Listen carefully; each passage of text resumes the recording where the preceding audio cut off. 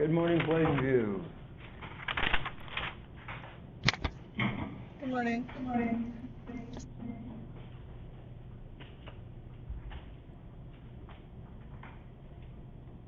So we left off last time with Andrew Jackson. What we're going to do this morning is we're going to talk about the next three presidents, and then, depending on how time works out, we're going to start talking about the westward movement a little bit, which will take us back a little bit to the times of maybe the Louisiana Purchase and that era, and we'll work our way up really quickly through Mexican independence, because we're not doing the history of Mexico, and the independence of Texas,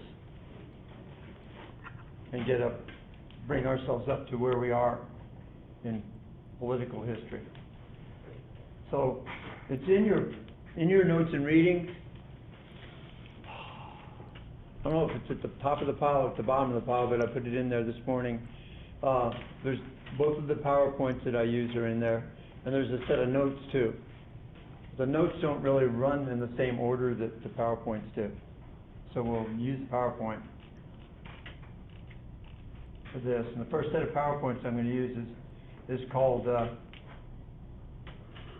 From the Election of 1836 to the Election of 1844.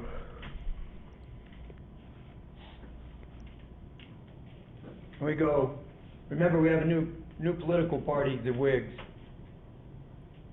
So we're going to go from a Democratic president to a Whig president to a Democratic president again. Let's kind of review the bidding a little bit. See if I can get it to come up on the screen there. Push the button about 5 times. Okay. Election of 1836, we kind of talked about at the end of Jackson. That's when we get this new party, the Whigs. When we talked about Jackson's report card, of all the things that he listed that he was going to do, the only one he didn't get done was the abolition of the Electoral College, and it's still in existence to this day. But he destroyed the National Bank. He got the country out of debt, totally out of debt. He started the process of moving the Indians out of the southeast, the Chickasaws, the Choctaws, the Creeks, the Cherokees. He did gain respect for the United States abroad. Mainly it was respect for him because people didn't really know how to take him. He was a little bit scary to some foreign countries. He got West Indian ports open to us so we could do business in the Caribbean. He got good bilateral treaties with a lot of the world's big economic powers, which was good for our economy. And he collected debts that people like the French and the Spanish owed us as left over from the quasi-war with France, some of the South American revolutions that were going on, where our ships had been seized, that sort of thing. So he did what he said he was going to do, for better or for worse. And you can argue whether that's better or whether it's worse. But you have to say that the Trail of Tears wasn't a good thing. You'd also have to say that getting rid of the National Bank probably wasn't a good thing, because immediately when he leaves office, we're going to go into an economic slump. This party's going to be a little bit weaker because some of the working class people who voted for him are unhappy that the Democratic Party hasn't done much for them. And his tightening the belt as far as money was concerned, although it was good in paying off our debts, it didn't make people really happy, and they weren't really happy when the National Bank disappeared. So it's going to weaken the Democratic Party a little bit. The Whigs, we talked about this election.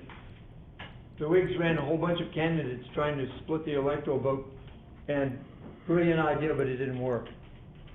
All that Martin Van Buren needed to put himself over the top was 148 electoral votes. He got 170.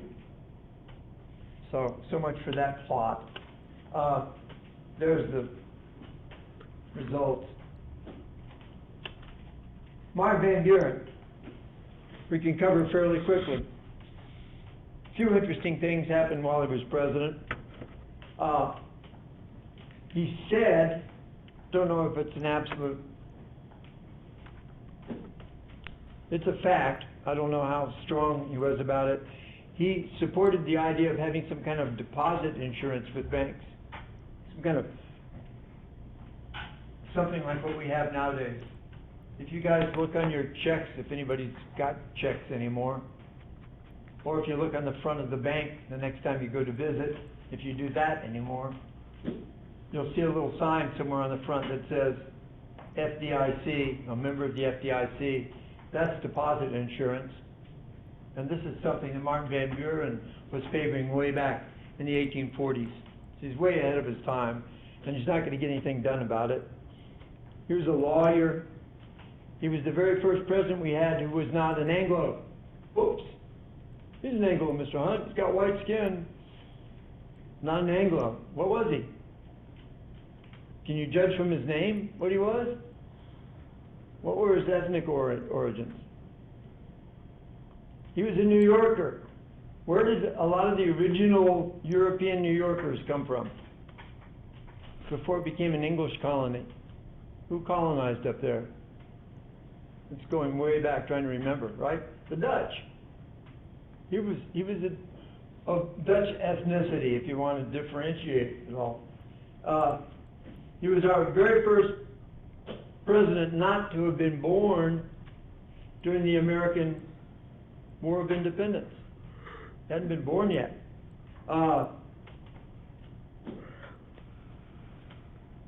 He was against slavery, and yet he wasn't willing to get into a dispute over it. He didn't want to upset states on either side of the slavery argument. He would not support getting rid of slavery in Washington, D.C., which a lot of the northern states wanted to see done, since it was the nation's capital,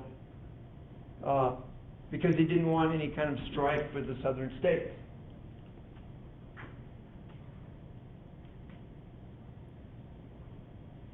And he also believed that one state shouldn't interfere with another state's policies, for example, on the slavery issue.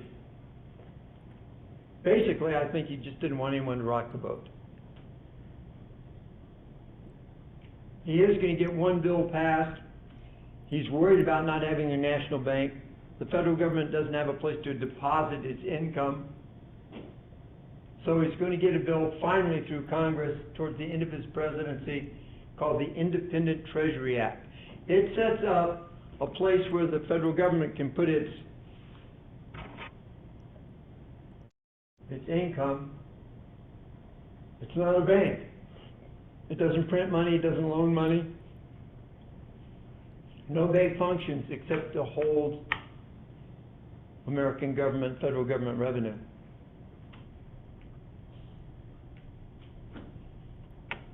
Everyone realizes we need this place. It wasn't, it wasn't a one-party issue or anything of that nature. You like that cartoon on there? That was the general consensus about Martin Van Buren, that he came into office riding on the coattails or on the back of Andrew Jackson. They called him the Little Wizard. Most historians think he was about 5'4". His supporters claimed that he was all of 5'6" at least. Big deal. He handles his foreign affairs pretty carefully and with a great deal of wisdom, not letting things that could become causes of war to go that far. One of the very first international incidents we have is with British Canada. They're having their own little rebellion up there. There's a guy named William Lyon Mackenzie that's rebelling against British authority. And he's got this, he's not exactly a domestic terrorist, but they do things that would cause them to get locked up. And then they run and they get on a ship on the Niagara River called the Caroline, and they take their ship, it's a little paddle wheeler, and it goes out to an island. I don't know if it's an American island or not, and they hide from British authorities out there, and they get some support, food and stuff like that, from some Americans south of the border. And eventually the British get fed up with this, and they'll cross over to that island. Excuse me. They'll capture that ship. In the process, one American crewman is killed on the ship.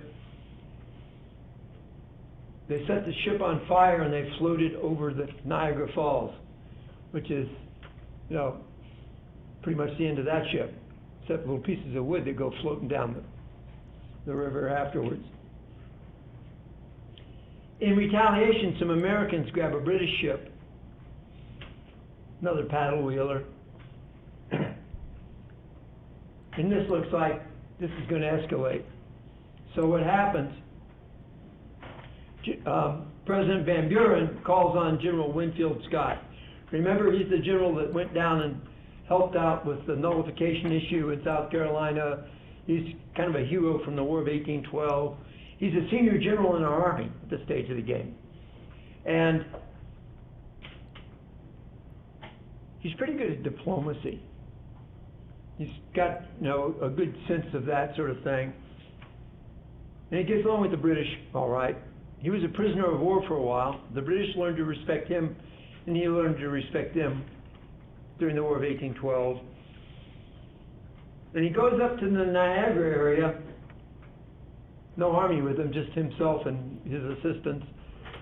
And he goes up there, and instead of complaining to the British about their attack on the Caroline, and by the way, in all the bars up there along the border, everyone was screaming, revenge for the Caroline and things like that. And basically, his message to the American people up there is, shut up. Stop sticking your nose in some other country's business. You're going to get us in a war. And if that's too subtle a hint, we'll lock you up if you keep on doing this. And that more or less settled the Caroline affair. The only residual that we get out of that, other than the President's growing respect for Winfield Scott's abilities, the only residual we get is something called the Caroline Test. And that's has to do with what you call preemptive self-defense. The easiest way for me to explain preemptive self-defense is to explain it in playground terms. You're in the playground. A really big guy doesn't like you, walks up to you, pulls his fist back, and he's about to punch you in the nose. So you kick him where it hurts before he can carry through with the punch. That is preemptive defense. And the Caroline test is a logical test you go through to determine whether or not something is justified preemptive defense. And basically it says, if it's going to be a preemptive defense, it's got to be something that's about to happen right now. It's an overwhelming thing that's about to happen to you, and you have no choice of any other way of preventing it. Then you lash out. Now nowadays, in modern times, and you pay attention to the news, from time to time, we'll do what we call preemptive defense. Sometimes it's justified, and sometimes you're really, really stretching the issue. But that, during the Caroline affair, during the Martin Van Buren presidency, is where we get this Caroline test. Is it a legitimate preemptive defense or not? The next crisis he's going to... By the way, before I talk about the Aroostook War, one of the other nasty jobs that Winfield Scott has to do, and that I don't even have on the notes about Martin Van Buren, and I should, is the fact that he was put in charge of moving the Indians out the Trail of Tears. I say he was in charge. He really couldn't give orders to the state militias of Georgia and those people. And it was a very uncomfortable job for him. And when the president told him to go up and take care of the Aroostook War, he was more than happy to leave. The other thing that's going on in the country is totally domestic, and that is, since we had no national bank, and because we tightened our belt so much, in 1837 we have a great economic crash. We're going to have a number of problems, and they all come home to roost. Number one problem, no national bank to tide us over if we have a crisis. Number two problem, the price of cotton goes down pretty severely. And the British don't need our cotton so much because they're also buying it in Egypt and other places. And they're tightening our credit. We're borrowing a lot of money from them. Number three, our wheat crop doesn't come out good in 1837. So we have what we call deflation. Deflation is the opposite of inflation. Inflation is too much money in circulation, so the money starts to lose its value, like right now. Like if you go to the grocery store right now, I don't know if you guys shop for yourselves, but everything costs, they say it's 4%. That's baloney. It's like 15-20%. The reason they say it's only 4% is certain things didn't get more expensive. So they play around with the numbers so that we don't scream and yell at them about it. Right now we have deflation, or back then they had the problem with deflation, which meant not enough money in circulation. So your money is actually worth more, which is wonderful. Except nobody had any money. And if you don't have enough money out there in circulation, it becomes more and more difficult to do business. And so your economy goes down that way too. Banks collapse. States can't pay off their debts. We only had about 850 banks in the whole country then. Out of 850, a little bit more than a third of them, in fact a lot more than a third of them, 343 go bust. Bankrupt.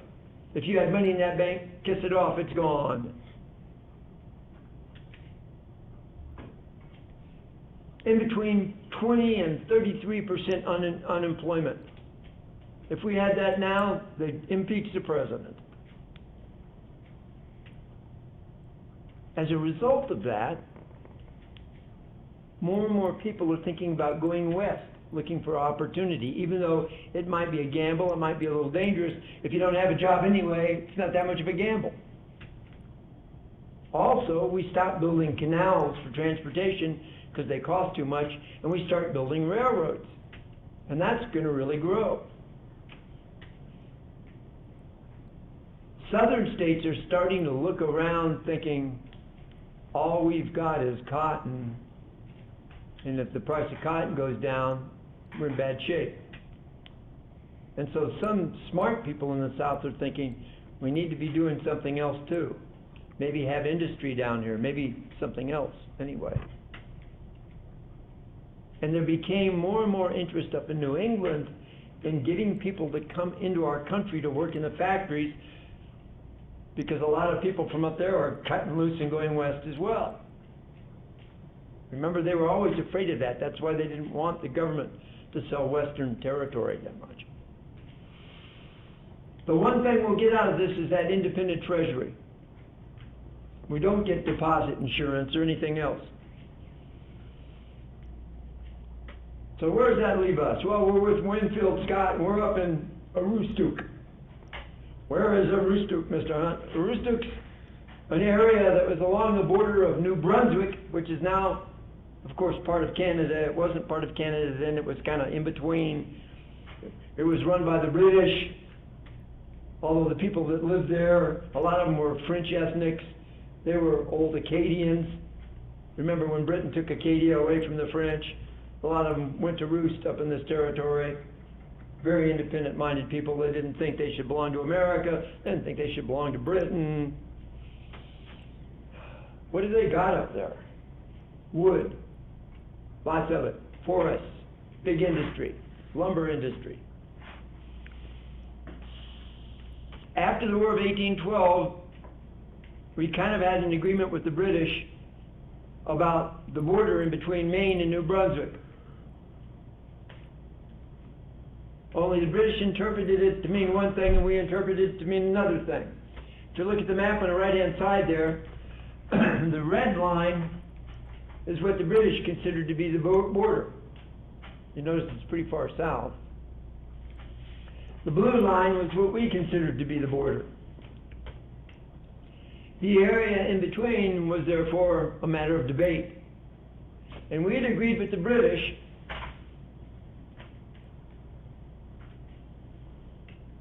we would use an arbitrator to settle problems like this in the future. We wouldn't go to war over it. And our arbitrator, in this case, was the King of Holland, King William.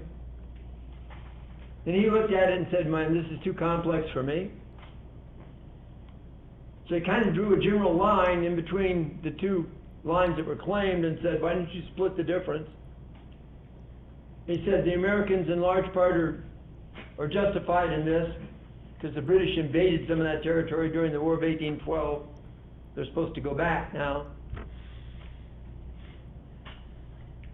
But he didn't want to annoy either side, so he kind of split the difference. And then he said, "And that's it, I wash my hands of it, it's not my problem anymore." Now what you had wasn't really a war at all, but it was kind of a showdown. One of those oh yeah things in the playground, you know, two guys kind of look at each other and oh yeah, but no blows are struck because the teacher's watching or whatever. In this case, lumbermen, loggers, and people like that were going into this area, cutting trees down. On the New Brunswick side, they wanted to collect tax. On the Maine side, they wanted to collect tax. Sometimes New Brunswick sent its officials down into this area. Sometimes Maine, for example, Maine tried to do a census up in that area. The New Brunswick authorities arrested the American census officer. At one point, New Brunswick sent some officials down pretty far south in the area, and the Americans arrested him. No one's being shot. Some of them are being held in jail, briefly at least. So how are we going to settle this? Well, when there's a kind of a threat of violence between the loggers on both sides, one side goes and takes all the other side's logging equipment away from them, and then, you know, the other side retaliates. They don't want this to go into a war. The British Army has brought some units up from, I think, the Caribbean, just to maintain peace. They're not grabbing territory or anything. And eventually, because it's argued about in Congress, President Martin Van Buren sends some Army units up there to the general location. And then he sends poor old Winfield Scott up there. "Fix this for me, please." And Winfield Scott has an interesting history. In the War of 1812, he was a prisoner of war, remember? So he knew some of the senior British officers that were involved. And basically, you got one American unit that puts an outpost up there, and on the other side of a river up there, the British put their outpost. And they're kind of looking at each other. Neither side really wants to fight about it. But they've got to do something about all these local people that are getting into fights and all that. So General Winfield Scott goes and talks to the senior British officers. They know each other. And basically decide, let's be reasonable about this. Instead of negotiating over the barrel of guns, we'll negotiate over a cup of tea, or maybe something a little bit stronger, I don't know. And what they decided more or less was that until the diplomats can settle this, let's just keep the peace. Which means British side is responsible for keeping their people out of trouble, and the American side is responsible for making sure that the Americans don't cause trouble. And that's how it's going to go until 1842, when Martin Van Buren's out of office already, and it will be settled by an agreement called the Webster-Ashburn Treaty, and we'll get to it when we get to it. What else can possibly go wrong? Well, we've had the Caroline Affair, the Aroostook War, which wasn't really a war. Then we have the Amistad incident. You all know the story about the Amistad? Has anybody ever seen the movie? There's a movie called Amistad. It's supposed to be a good movie. I've got to confess I haven't seen it. So I guess I'll go home and dig it out and watch it. Basically, it's this. The United States, Spain, England, Ireland, I'm trying to think of some other countries, have all signed treaties outlawing the international slave trade. A Portuguese ship is going to grab a bunch of people from a little country called Sierra Leone. They're Mende people. They're going to take them to Cuba and sell them as slaves. The Spanish are going to put them on a ship and move them from one port in Cuba to another one. And while they're going from one port to the other, these would-be slaves rise up, they break loose from their chains or whatever, they overwhelm the ship's crew, they kill the captain, they kill the cook. Not sure why they killed the cook, maybe they didn't like his food. Some of the crew get on a little boat and row away to escape. Some of the crew they hold captive. And they tell the crew, all we want is to go back to Africa. You steer the ship back to Africa, and you can have your ship back. The ship's crew understood that the slaves didn't know how to navigate. So at nighttime, they turned the ship, instead of going in the direction of Africa, they turned the ship in the direction of New York. And they sail up close to New York in an American customs cutter from the Customs Cutter Service, now called, what is it called now? What would you suspect those guys are that have boats that go along our shorelines and catch drug smugglers and people avoiding taxes? What do we call them? They're a military branch now called the Coast Guard. They take the ship, so it becomes a prize of, I guess, war, and it's going to go to court. And because it's a federal affair, it involves foreign affairs, it's a Spanish-owned ship, they hold all the people that were on the ship in temporary custody. They go to federal court, and the federal court rules in an interesting way. The federal court says, since international slave trade is illegal, then what the people that captured these guys did was kidnap them. And since they're kidnap victims, they're fully justified in doing whatever it takes to get their freedom, including the use of force. So you can't hold them guilty for what they did to get loose. Not only that, but they want to go to Africa, so it's up to the governments involved in this to get them back to Africa.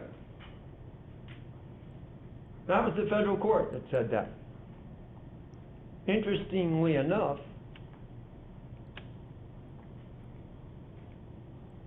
the United States government disagreed. Spain sent representatives to the U.S. government and said, give us our ship back. That's an act of piracy. You've taken our ship away. Give us the ship and give us the slaves. And our government didn't want to get in a fight with the Spanish. And our Senate Foreign Relations Committee actually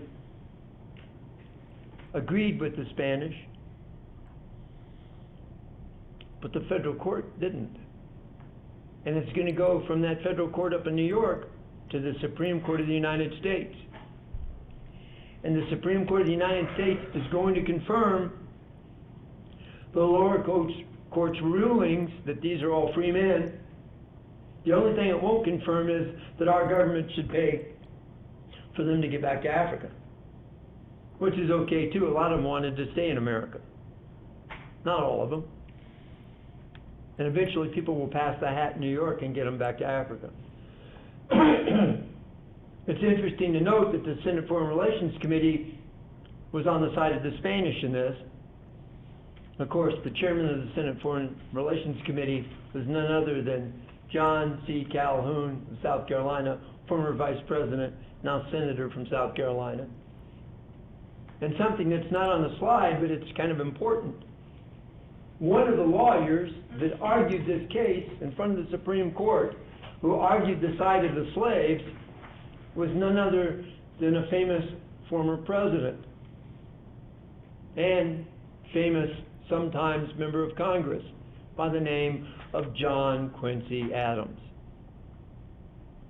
He's not always in Congress, but after he left the presidency, he got elected to the House of Representatives, and on and off again he's in Congress, and all of the time that he's in Congress, he fights for the abolition of slavery, right to the day he dies. But that's the Amistad Affair. I'll look at the movie and I'll give you a synopsis on the movie. I'm sure it follows the facts pretty closely, except there's probably a pretty girl involved somewhere. Election of 1840. We're done with Martin Van Buren. He doesn't realize that yet. He's going to be the Democratic nominee for president. The Democratic nominees for vice president, there's three of them. The one that will eventually win is Richard Mentor Johnson, but it's going to go to Congress to break a tie between Johnson and a guy named Tazewell from Virginia. Actually, it won't go to Congress this election because they're all going to be defeated. Next election, it will.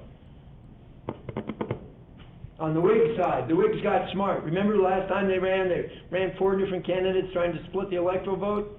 This time, they're going to try and copy the Democrats. How did the Democrats president get elected?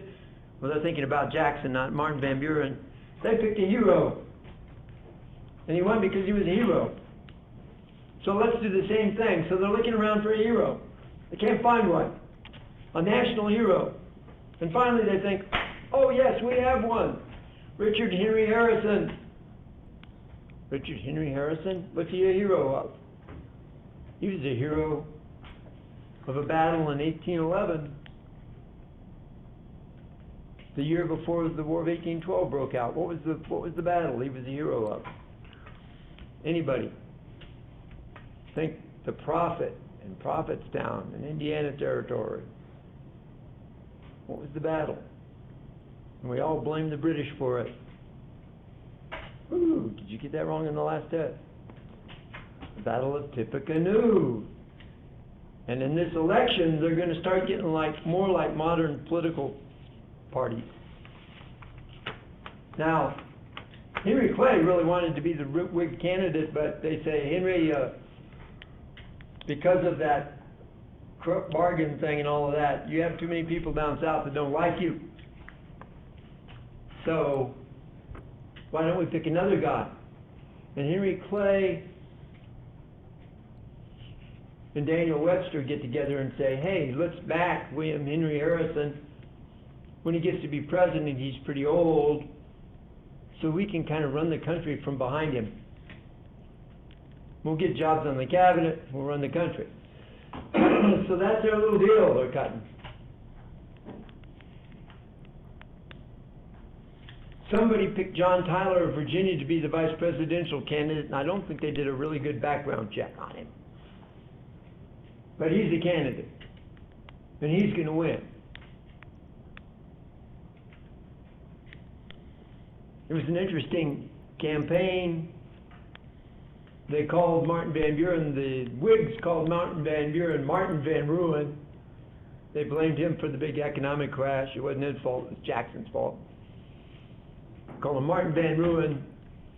And the Democrats called William Henry Harrison Granny Harrison because he was so old. He was 68. Of course, in modern times, we have older presidents, but not back then. The Democrats had a newspaper in, I think, Baltimore, Maryland, called the Democratic Review. They tried to make Harrison look like an old fuddy-duddy. This editorial says, give him a barrel of hard cider and a pension of $2,000 a year, and he'll sit the remainder of his days in his log cabin drinking cider. It backfired. They drew a picture of a log cabin, and the Whig Party grabbed that as the emblem for William Henry Harrison. And they painted William Henry Harrison as a good old country boy to get him more votes from the South and the West. On the other side, they painted Martin Van Buren as a rich guy who didn't care about the common man. They wrote a little poem that they printed in newspapers. Old Tip, he wore a homespun coat. He had no ruffled shirt. But Matt, he has the golden plate, and he's a little squirt. He was a little squirt. He was also known as the little wizard, because he was so good at politics. But the Democrats shot themselves through the foot trying to paint William Henry Harrison as an old man drinking cider on his front porch, and he's going to win this election. Pretty solid victory. There he is, 9th President of the United States. Backed by Henry Clay and Daniel Webster because they thought maybe if you got elected they could control everything. And sure enough, Daniel Webster will become Secretary of State. Henry Clay will stay in Congress where he's powerful.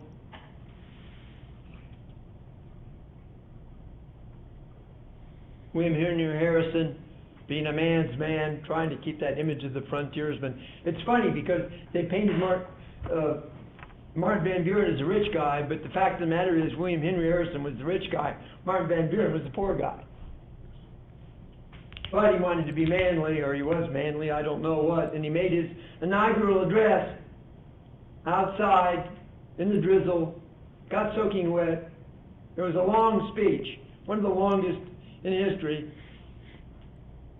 pointing out what his policies would be. Caught cold, turned into pneumonia, and he died. Shortest presidency in our history, I think it was about a month long. Now we've got a guy that nobody really knows very well. His name is John Tyler. Well, Daniel Webster and Henry Clay thought, well, we'll just keep right on with our plan. First thing we're going to do is get a new national bank. Then we'll get into other things in Henry Clay's American system, internal improvements and things like that. But first, the bank. So Henry Clay writes a bill to get rid of the independent treasury. Here's their strategy. If we don't have a place for the government to put money, then people will have to approve a national bank. So they write this bill getting rid of the independent treasury. President Tyler signs it into law. Now we're ready. And Henry Clay writes a bill setting up a new national bank. And President Tyler vetoes the bill. So they pass the bill again. And President Tyler vetoes the bill again. And then he calls his cabinet together.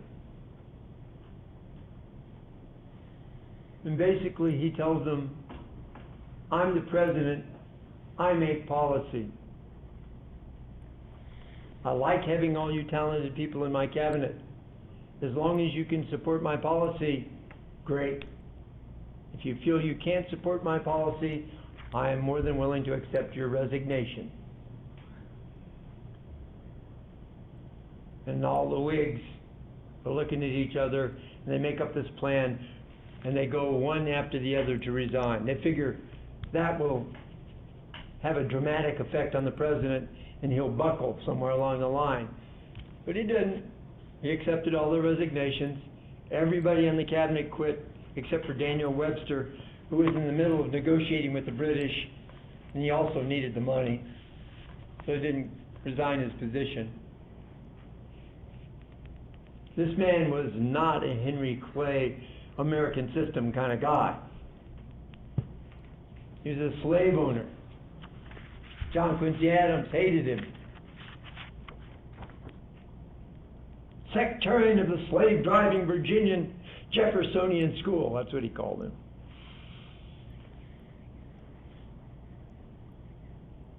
He opposed the American system of Henry Clay. He was pro-states' rights. Where'd they get this guy? He's supposed to be a Whig.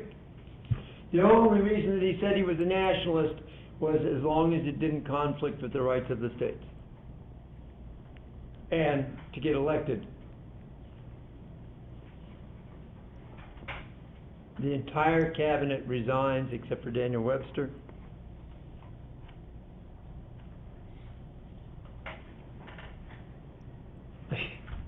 behind his back they called him not His Excellency. That's the way people usually talk about the president.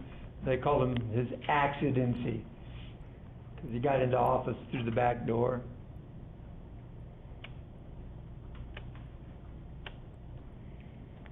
Daniel Webster stayed on, though, as Secretary of State.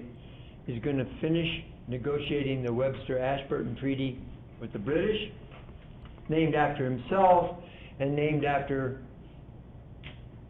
Alexander Baring, a special representative from England called the first Baron Ashburton. They're going to settle the border problem up in New Brunswick and Maine. They're going to agree to joint slave patrols. What's that all about? Well, the British Navy was sailing up and down the West African coast, arresting ships that left Africa with slaves on board.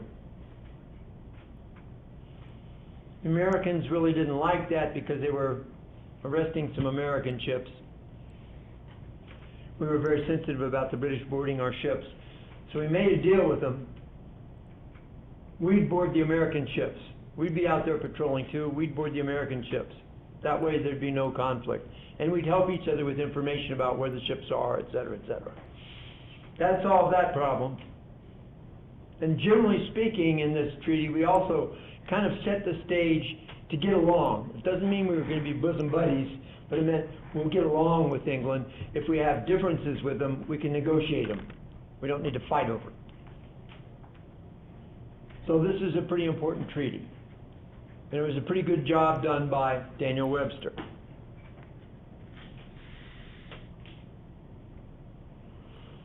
We're going to start doing slave patrols,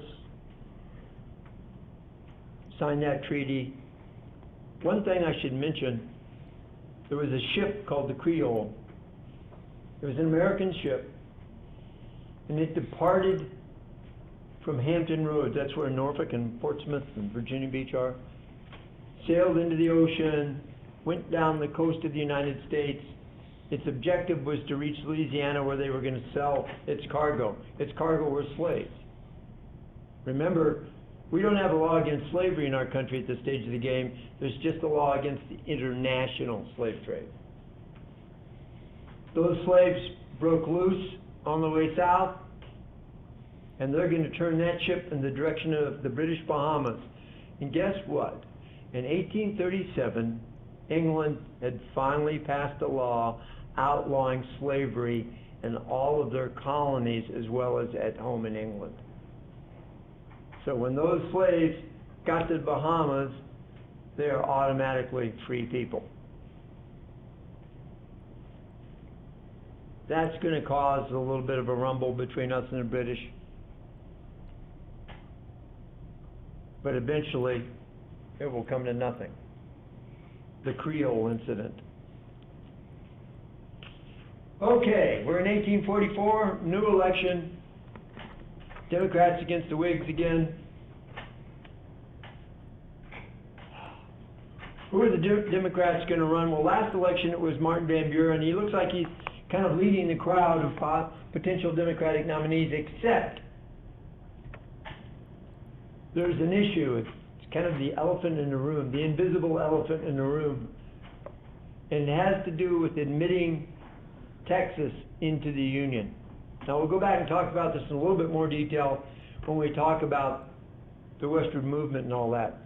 But basically, ever since they got independence in the 1830s, they've been knocking on our door saying, we want to become part of the United States.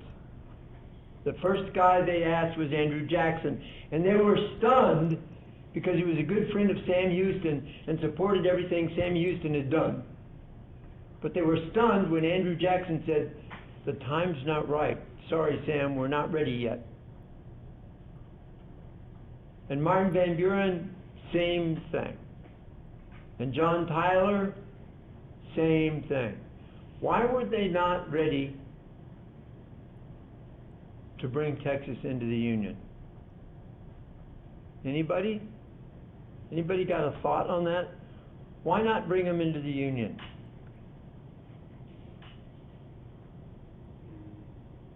Think Missouri Compromise. What was that about? They'd be a slave state. they would definitely be a slave state. And we'll talk, once again, we'll talk about the Republic of Texas for about 3 minutes when we're talking about the westward movement. The Mexico, first Spain and then Mexico, they had rules, no slaves in this territory.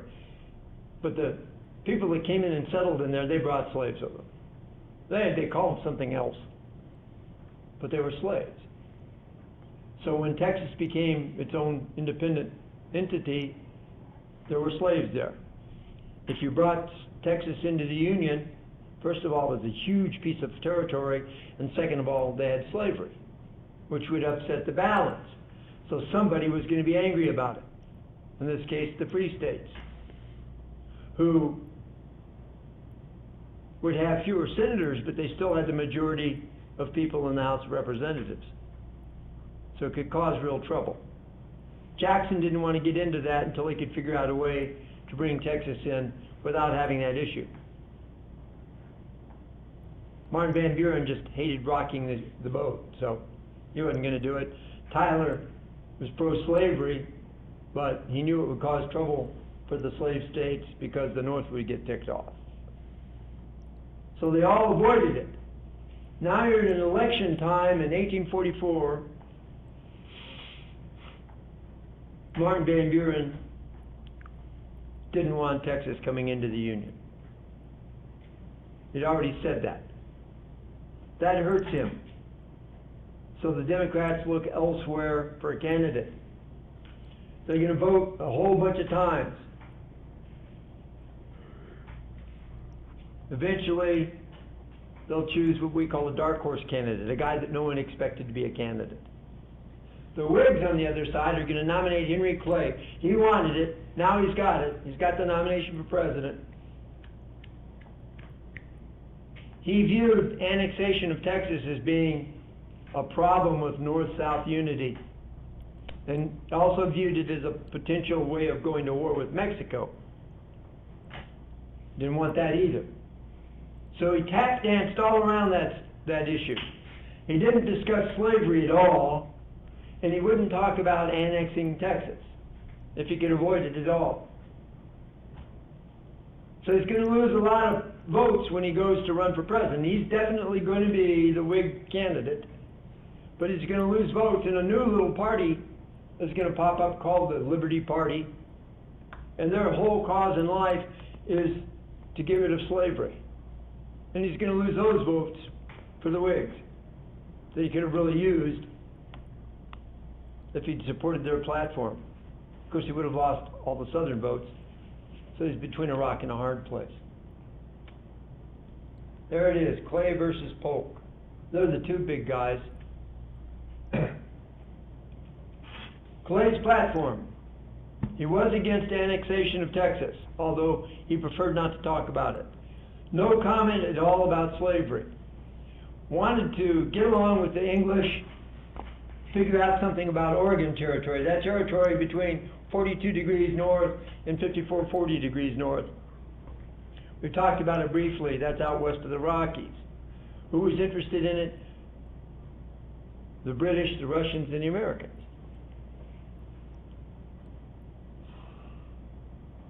He supported tariffs, which a lot of Southerners didn't support.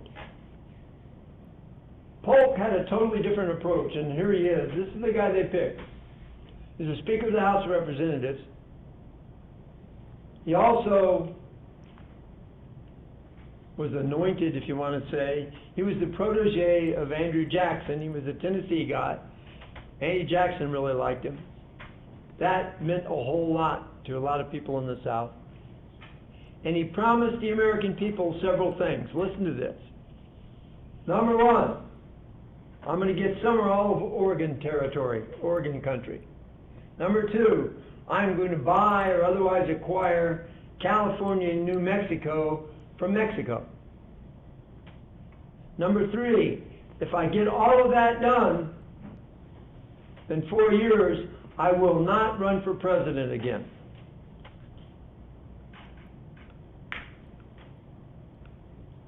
That sounded very attractive to a lot of people. Then he's going to win the election.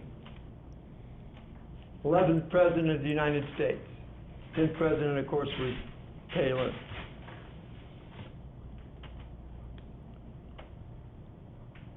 Interesting things happen when he becomes president. I forgot to mention he'd been governor of Tennessee, and that he supported something he called Jacksonian democracy, which were the policies of Andrew Jackson. That's his cabinet. The only name that, well, James Buchanan we'll talk about later. Some of these guys will later become Republicans when there's a real Republican Party. Let's look at another set of slides. I'm going to go over to the set.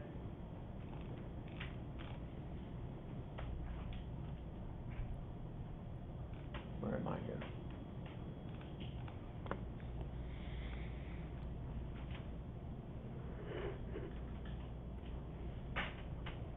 That we'll call the Westward Movement.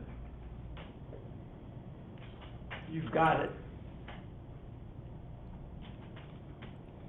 in your set. We'll start off with this.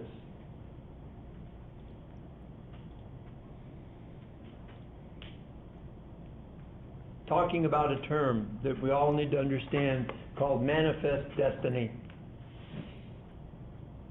This term was coined by a newspaper man who really supported the idea of the United States expanding to the West. California, all the way to California, all the way to Oregon Territory. His name was John O'Sullivan. He owned and published the Democratic Review, the same one, by the way, that talked about the log cabin for old Tippecanoe. He used this term, manifest destiny, in 1845 to promote the annexation of Texas and the Oregon country into the United States.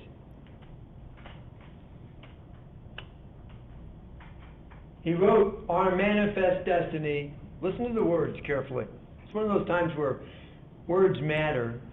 "Our manifest destiny is to overspread the continent allotted by Providence for the free development of our yearly multiplying millions."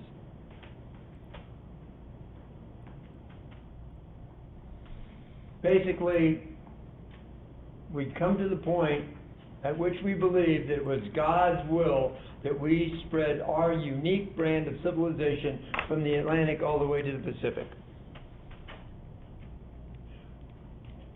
What was not said, and I have it on this slide for you, what was not said is, who are we? Somebody tell me who the we is in this. It is our destiny to do this. Who are we? Describe us. Who do you think we are?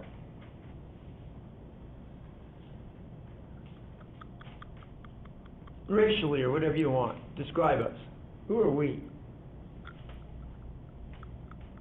Probably white. Probably Anglo-Saxons. Probably Protestants.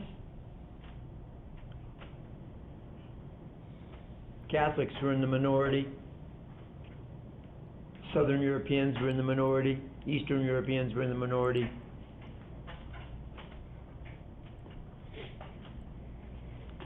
So he's talking about the majority of people in our country at the time, voting majority, white, Anglo-Saxon, Protestant. So in terms of geography and social development, our civilization had a little way to go, didn't it? To become more inclusive. So when you hear a politician and people that you like and respect even misuse the word, and they talk about, I believe in American exceptionalism,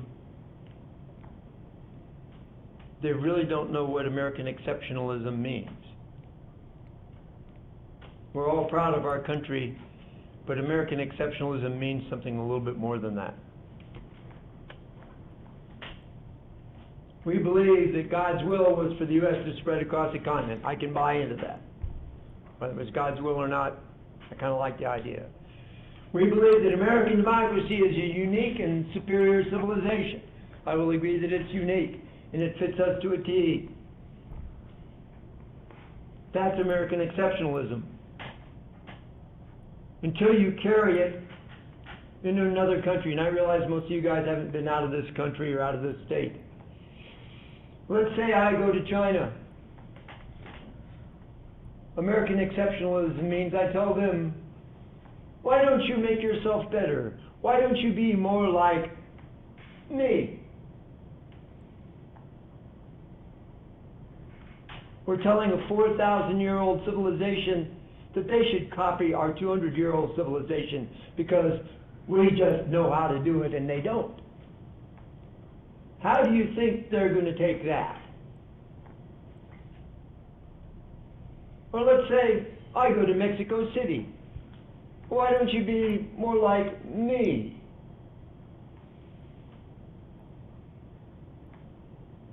What do you want me to do? Clorox my skin? Act like a gringo? See what I'm getting at? Yeah, it's right for us. And it's a wonderful thing for us. But we had a long way to go.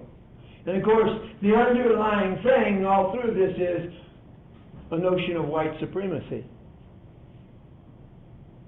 And that's a big, big weak place, isn't it? How can you sell that to somebody with different colored skin? It's a little hard to sell, isn't it? So you have to be really careful about using the term American exceptionalism, which lots and lots of politicians use just to say, we're good. I'll buy into the we're good in general terms.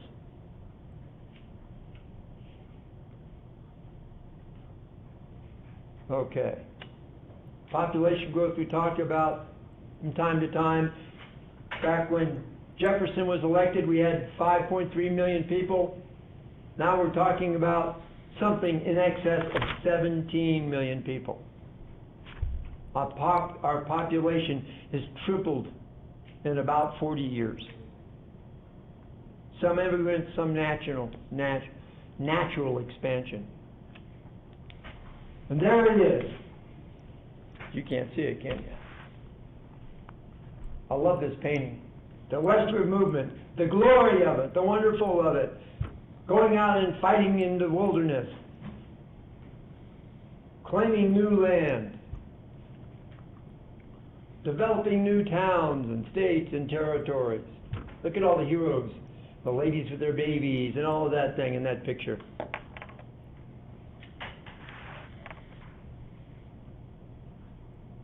I wonder what the environment thinks about that. I wonder about the people who have their holy land in the Dakotas think about having people rush into their holy land and tear it to pieces. I'm not telling you you need to be guilty about it. You didn't do it. And it's kind of a natural thing. Human beings spread out. Nothing you can do to stop it. You can promise to try and stop it, but our own government couldn't really honestly promise that people in our country wouldn't spread out. It's just the way it is. It's a fact of life. It's neither good nor evil unless you make it good or unless you make it evil. Settlement of the Far West. Let's look at that map. Most of that belongs to Mexico. Let's talk about Mexico and the west coast of what is now the United States. They've been settling in the Americas since the 1500s. But they didn't settle up along the west coast of the United States until they noticed the Russians coming the other way and the British coming there and the Americans coming there, and suddenly realized we better get the lead out and go up and grab some land. And of course, in Mexico itself, there's a War of Independence. In between 1810 and 1811, it starts up. It's in part racial. It's very, very much in part social differentiation, rich versus poor and things like that. The Spanish had a hierarchy. People who were born on the Spanish Peninsula were the highest people. People who were pure-blooded Spanish that were born in the Americas were called criollos, not Creoles. different word, although a lot of people, even historians, misuse the word. One of the guys that starts in this is actually a Criollo by the name of Miguel Hidalgo y Costilla. He's a priest. He starts an uprising for Mexican independence. He's eventually going to be captured and executed by the Spanish in 1811.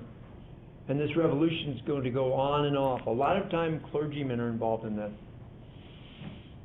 1813 to 1850, there's more fighting.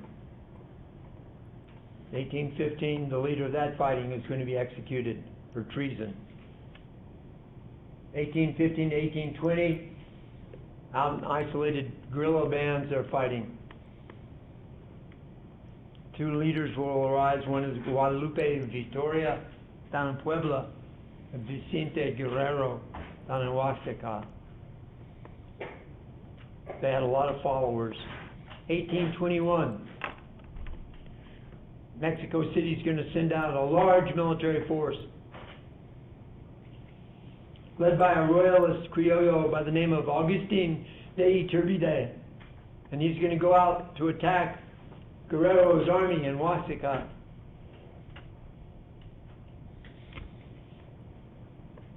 Iturbide is changing sides. He has no sympathy for the Peninsulares. He should have been promoted, he thinks. And there was a revolution going on in Spain itself at the time. He's going to form a new army called the Army of the Three Guarantees, and they're going to fight for Mexico's freedom. The promise made, Mexico would become an independent country, a monarchy. They weren't even thinking about democracy. They didn't mind being under the House of Bourbon, but they didn't want to be subject to Spain. Criollos will be equal to Peninsulares now. The Roman Catholic Church will retain its position. In 1821, they march into Mexico City. In 1822, they make Iturbide the Emperor of Mexico. Did you know that Mexico had an emperor? Actually had several. It won't last all that long. This is what the Mexican Empire looked like. The Californias, Baja, and Alta, Sonora, etc., Tejas. Now in the 1820s, Stephen F. Austin and his father, Moses Austin, are going to ask for a contract. They're going to ask to lease land or buy land from the government of Mexico. They're told they can do that. They can't bring slaves with them. They all have to convert to Catholicism. I think they had their fingers crossed when they agreed to that. Mexico will pass a law about colonization.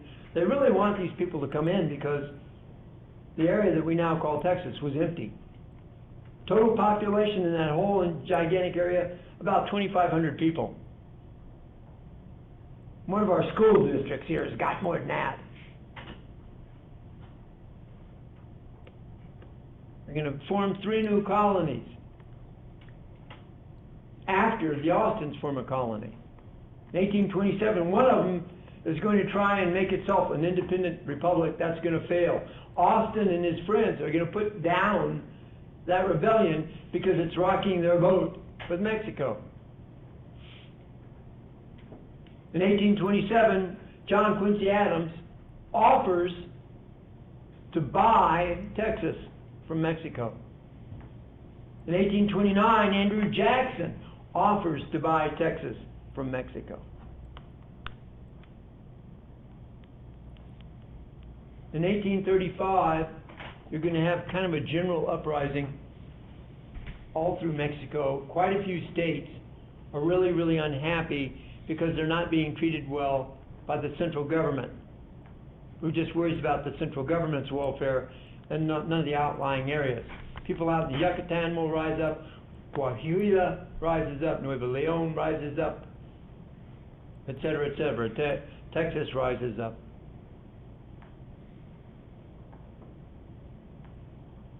And eventually, the government in Mexico City is going to prohibit new immigration to Texas. 1830, they're going to lock up Stephen Austin. In January of 1833, he'll be freed after 2 years of incarceration. He was just going down there to negotiate with them, and they locked him up. Austin will begin to support independence in September of 1835. In October of 1835, you have the Battle of Gonzales. 1836, of course, in March, the Battle of the Alamo. Actually, started in February. The Goliad Massacre. And on the 21st of April, the Battle of San Jacinto. So it happened pretty quickly. Santa Anna, of course, is captured at the Battle of San Jacinto. He signs an agreement, signs treaties giving Texas their independence. And in June of 1836, the entire Mexican army will go south across the Rio Grande. Now, eventually, the government in Mexico City is going to say that general didn't have the right to sign that treaty, and we abrogate the treaty. But de facto, Texas is already independent.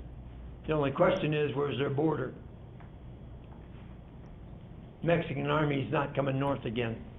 By the time they went north to fight the Texans, they'd already fought their way through two or three provinces, and most of their soldiers were barefoot and pretty hungry. So they weren't in good shape, and they were in real bad shape after San Jacinto. This is the territory Texas is going to claim. They claim all the way down to the Rio Grande and all the way west to the Rio Grande, and all the way north up into what is now Colorado, some of it. The kind of yellow part where San Antonio and Washington are and all of that, that's the part that they really are able to control. But that becomes the Republic of Texas. Born in 1836, ended in 1845. Out in California, let's talk about Alta California. That's what we now call California.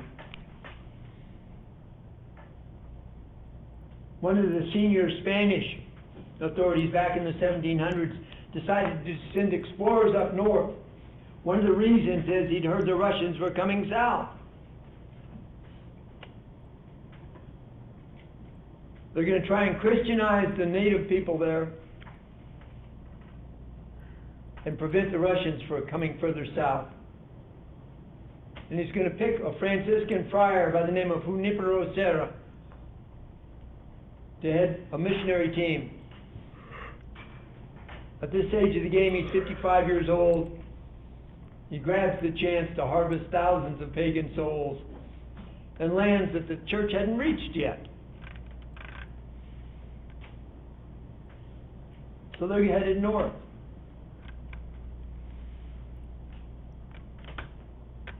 You know what that OFM stands for, right? Junipero Serra y Ferrer, Order of the Friars Minor. Founded the first 9 of 21 Spanish missions in California.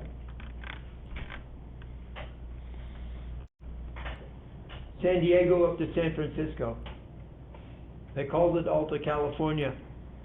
And it's in the province that they call Las Californias. You know, not too many years ago, for you it might be a long time ago, maybe before you were born, I can't remember.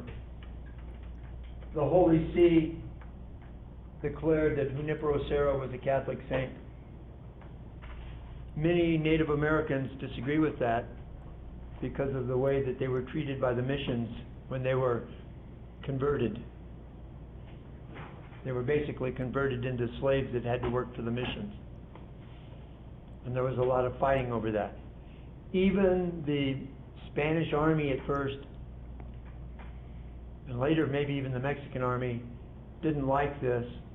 And the Spanish army persuaded the viceroy of Nueva España, or what is now Mexico, to recall all the Franciscans from that area and put that area totally under control of the Army.